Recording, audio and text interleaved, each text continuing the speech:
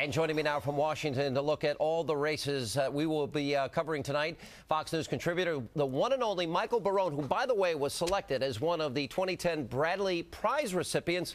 Michael, congratulations and welcome. Well, thanks very much, Sean, and it's good to be with you on this big primary night. It's a big primary night. All right, well, let's start with Sharon Angle.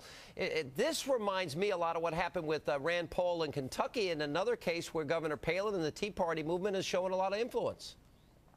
Well, we've seen an inrush of people into political activity who weren't previously involved. It's symbolized but not limited to the Tea Party movement and the various organizations that have adopted the Tea Party name. But there's a real onrush of people into it and into the Republican primaries. So you've got a result out there in Nevada that I think is maybe worth waiting up for and is very hard to predict. I mean, these poll numbers have been showing 35, 25, 25, numbers like that. But really, turnout can make a difference. And one of the things I noticed tonight, Sean, on turnout, Virginia has polls close at 7 p.m. Eastern, and they are quite fast about reporting their results.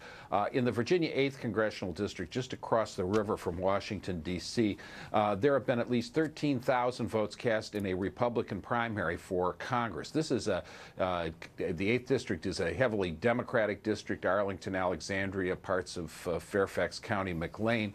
But what's interesting here, 13,000 Republican votes. The Republican contest for primaries in 2008 was 5,800. In 2006, it was 4,400. In other words, this is double to triple the primary turnout, and I think it's indicative that the balance of enthusiasm is on the side of Republicans this year. You know, if you look at the polls, they are confirming everything that you just said, and I'm going to go through that here in a second. But in either case, Michael, Harry Reid, regardless of who wins the primary for the Republicans tonight, seems to be in trouble.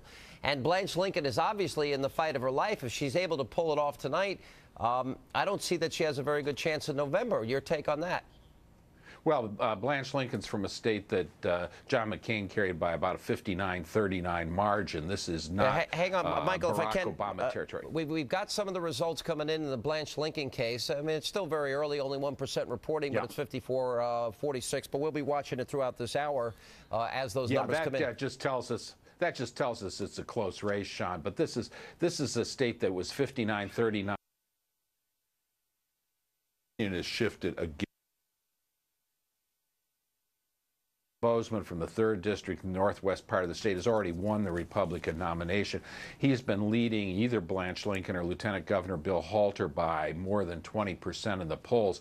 So obviously this is a seat in which the Republicans are heavily favored. But that other state that you mentioned, Sean, Nevada, that was a 55% Obama state. And that's indicative of the trend that has gone against the Obama Democrats in the last 16 or 17 months. Yeah. Opinion has shifted sharply away.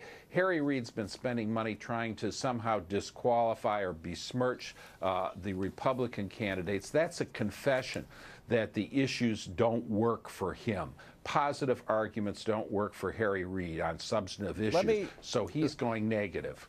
Let me ask you one last question, because it seems when the president was in Pennsylvania the other day, no Democrat, they're all busy. None of them wanted to be seen with the president. In the ABC Washington Post poll, there were 3 interesting points that I found here. Number one, an astonishing 88% of Americans say the economy is still in bad shape.